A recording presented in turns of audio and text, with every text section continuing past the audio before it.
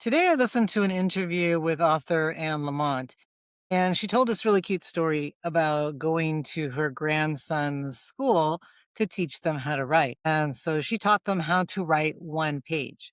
And afterwards, her grandson said he was really disappointed because he thought that she was going to teach them how to write a book, not one page, which again is very adorable. And it made me think that adults really are the same way, right? So they could go through to a 3 hour workshop and then they leave there disappointed that they don't know how to write an entire book. And the funny thing is that a book is written one page at a time. It's written one paragraph at a time, one line at a time, one word at a time. Writers who can write an entire page will write a novel by the end of the year. You've probably heard that before. And the reason you've heard that before is because it's true. So today I want to talk about why writing one page at a time is not just a productivity trick, but it's actually the way that all writers write and the way that you're going to finish your book.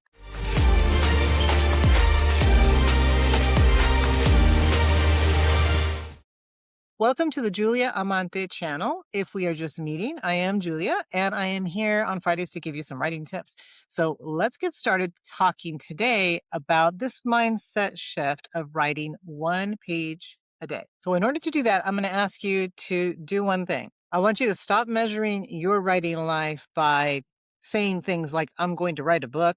I'm going to get my book published. I'm going to launch a new series, and start measuring your writing success by this other thing, which is showing up to get your writing done every single day. So the real challenge isn't really writing the page a day, because I'm sure you've done that before. You've written a page a day, or you've written at least a page every other day. You've probably told yourself, okay, I already know that. I've heard that advice, so I'm going to follow it.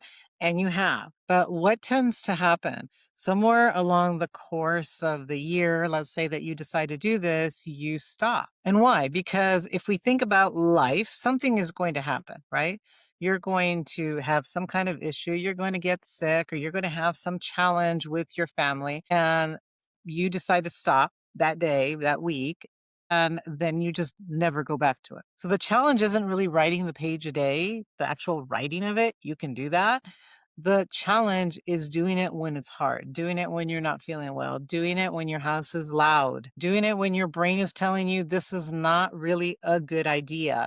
This is not a good story. Doing it when you go back and you look at it and you're like, oh my God, yesterday's page was terrible. So that is the hard part, right? It's not the actual writing. You can write, but the hard part is writing even though other things are happening that might be preventing you from writing. And this is where writers tend to get stuck, because they're expecting to be able to write when conditions are great. And the truth is that conditions are rarely great. They're mostly not great. Most of the time, we have to write when things are not ideal. And somehow we still get the writing done, even when we know that it's not going to be the best, but we get the writing done. So most of us writers, we deal with the same thing. Our first drafts are probably not, well, I know they're not the best drafts. They're not the best drafts because the situation that we're writing in isn't the best. Maybe we're tired, we're writing late at night, or maybe we're just busy and we're quickly trying to get the pages done. Or maybe whatever, right? Whatever is happening.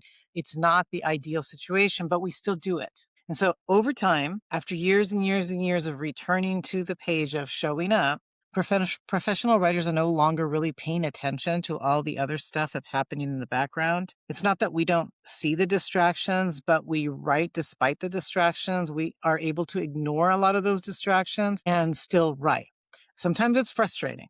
I'll tell you that. So sometimes you sit down to write, you've got this story that you're willing to tell, and your phone rings, and all of a sudden it's like, oh, I have to answer this because it's work, or it's my mom, or it's somebody, right? Or the gardener decides he's going to come a day early because it's going to rain tomorrow. And so I'm going to go ahead and mow your grass and make all kinds of noise when you're trying to record, when you're trying to write and you're trying to focus.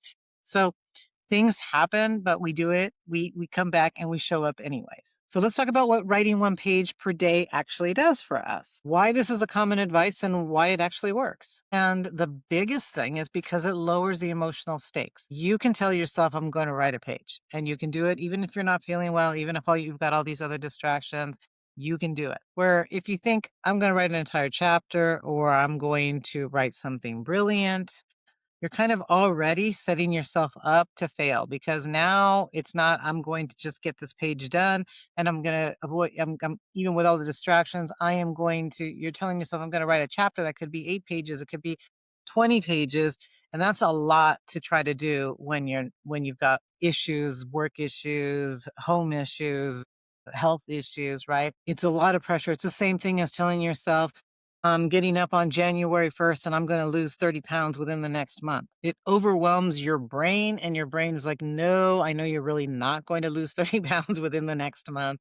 You're probably not even going to lose 30 pounds within the next quarter. And you really start to justify things, right? Like, well, that's okay because, if I did lose 30 pounds, I'd probably have to completely buy a new wardrobe, which would be horrible, right? And I don't really have the money to buy all that new clothes anyways. I might as well just stay at my current weight and just keep using the same clothes I've had for the past 20 years. Or you might say, having a cup of tea with a scone is really just my reward for doing so well. And I deserve that, don't I?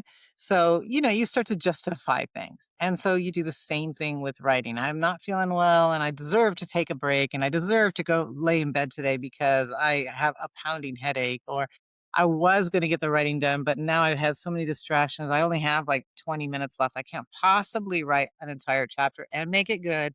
So I better just wait until the next day. So we do that because it's actually very scary to write an entire chapter, write an entire book, or to think about the large thing. But we can, like I said, if I only 20 minutes, I can still write my one page. It's approachable. It's really not scary. And it makes you feel successful. Like, at least I did this. Tomorrow I'll write the rest of the chapter, but today, because I'm having such a hard time and so many things are happening, I'm just going to get that one page done. And if you're sitting here saying, wait, I need to work on my outline. I need to know what's going to happen. I need to have that entire chapter plotted out. I need to have a loose idea of what I'm doing. You're always telling us to do that, right? You're always telling us to have an outline. Yes, I am. I'm always telling you that. You do need to know where you're headed, the climax, the ending, things like that. But I'm also telling you, if you don't write at least one page a day, you're probably not going to get that entire book done. So start with something. Even if you are at the beginning of your novel, write something about who your characters are, write a page about what they want, write a page about a scene that you've envisioned and what that's going to look like. Even if you have no idea where that scene's going to go yet, but it's something that interests you, it's something that's going to get you to understand your characters a little better, go ahead and write that page. Begin with something, because I promise you, as you start doing this, your story is going to start to develop. And once you've written maybe a few scenes or a few pages, and you come to understand what your book is going to be about, then you can sit there and say, okay, now I've got these scenes. I'm not sure where they're going to go yet. They may even not even go in the book, but I'm going to go ahead now and outline my book. And then on one of those great days when you do have the time, you can go ahead and write the entire, write an extended synopsis or write an extended chapter. So writing that one page a day gives you permission to be imperfect, to just get something down on paper. Some days your pages are going to feel really great and alive and wonderful, and you're going to be amazed that you wrote that. And then there's going to be other days where it's going to feel flat and not inspired at all. But both of those pages count. Both of those pages are moving you forward. And consistency builds something important. It builds momentum. And you need that, especially as a new writer. So let's be practical now and talk about, how do you do that? How do you actually get this done without quitting in the middle of the year or not getting that page done? I'm going to give you just 5 little practical tips. Okay. So the first one is, I want you to define what a page is to you. Is it writing 250 words, 300 words? That's your page. Is it a handwritten notebook page? It doesn't matter what it is. You decide what a page is. Is it a single space? Is it double spaced?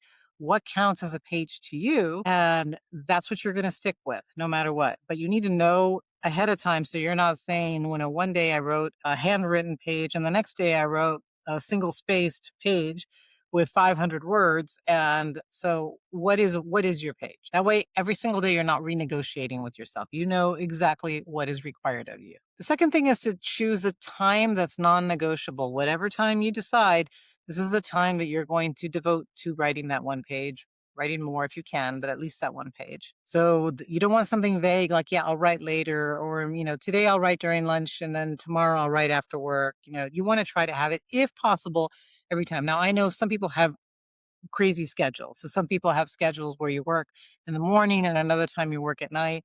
So if that's the case and you can't find an exact time, at least say like every single Monday, I'm writing right before I go to work. Every single Tuesday, I'm writing during my lunch hour, right? So that you know exactly what your schedule is and you can repeat it day after day after day or week after week after week. And when you do that, put it into your calendar, schedule it so that nothing else interrupts you. So if somebody says, can I schedule a doctor's appointment during Monday right in the morning at 8 o'clock? You're going to just say, no, I'm already scheduled to do something on that day.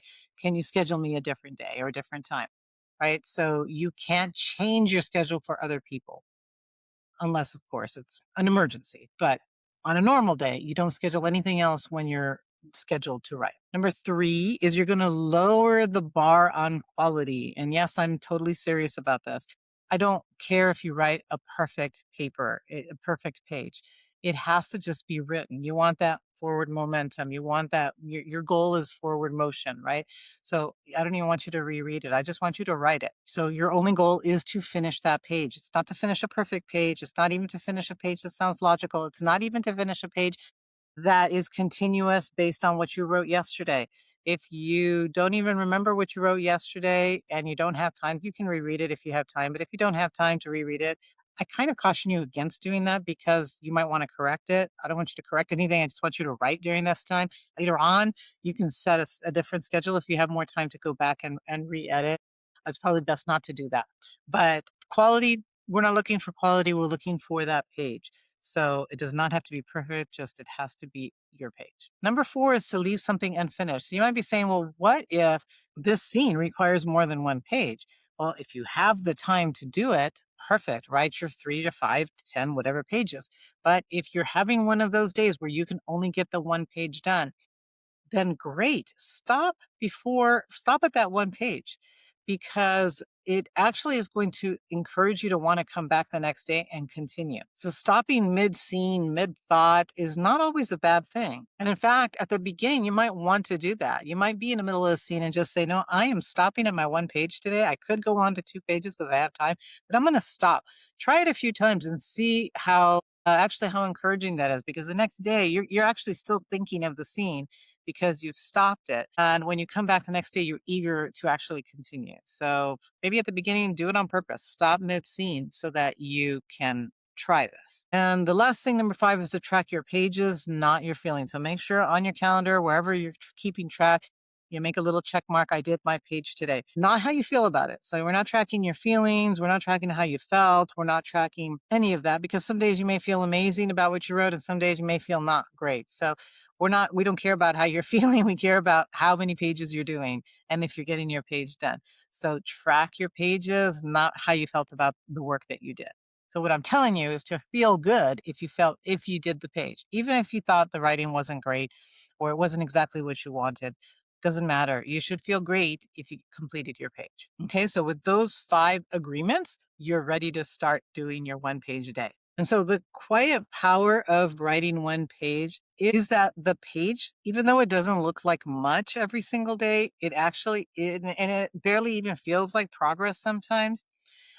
It really is. And you're slowly accumulating your pages, you're slowly building your story, and it's almost invisible. But then all of a sudden, weeks from now, you look back and you're thinking, wow, I've got 15 chapters here. I've got 8 chapters, whatever. And the more you do it, the more you feel like continuing because you're excited because your story is actually coming together. And this little shift that, one day you notice, wow, I've got these 150 pages is really, really exciting. It feels great to know that you actually kept this commitment to yourself and that you did do this every single day, just like you said you were going to. And then you'll realize that you're no longer somebody trying to write a book, but you're actually writing your book. And you're doing it usually one page at a time. When you're lucky, you're writing more, but at least you're doing your one page every single day. And so going back to the Anne Lamott story, the interview that I heard, I really like that because what I think Anne Lamott did is she taught those children that nothing gets done with a snap of your fingers. So you don't just go and within a half hour, an hour, however long she spent with those kids, learn to write an entire book. Everything in life starts small. And what they did learn was how to write a really good page. And that is more valuable than if she had taught them how to write an entire book, even if she could have done it within the small time frame that she had. And it's good that we can't just snap our fingers and get something done quickly, right? Because what does that do? It makes the goal that we're working on achievable and it makes it worthwhile. Putting in that effort, that work actually helps to build pride in what you're doing. You'll realize once your book is finished that you love it. You'll remember all the struggles. You'll remember those days when it was really difficult to actually write that page. You'll remember those days when you were, your nose was running and you're like, all I really want to do is go to sleep, but I'm going to write this page. You come back the next day and maybe there was magic and you actually wrote something great, or maybe you wrote nonsense because you were delirious. But you'll remember that you sat there and you did it, and that maybe there was one little nugget in that one page that you were able to revise and move your story forward. That you built your characters little by little, that you sat alone with your laptop and your imagination and you created something amazing. And I think even when you are looking at your finished book and you're really proud of your finished book, what you're really going to value the most is the time that you took to spend every single day with that book, with those characters. And the time with those pages are really going to be the most precious to you, that you'll remember those times. The finished book is wonderful, but it was all those moments that it took you to create them that were really, really special to you. So I hope this encourages you to write at least one page a day, every single day, and that you stick to it whenever you start, and that you come back here and leave comments for me, letting me know how it's going, letting me know how you're doing, and if this is working for you. So I will see you again next week. Remember to please leave a comment, leave a like for the video, and return for the next tip next week. See you then.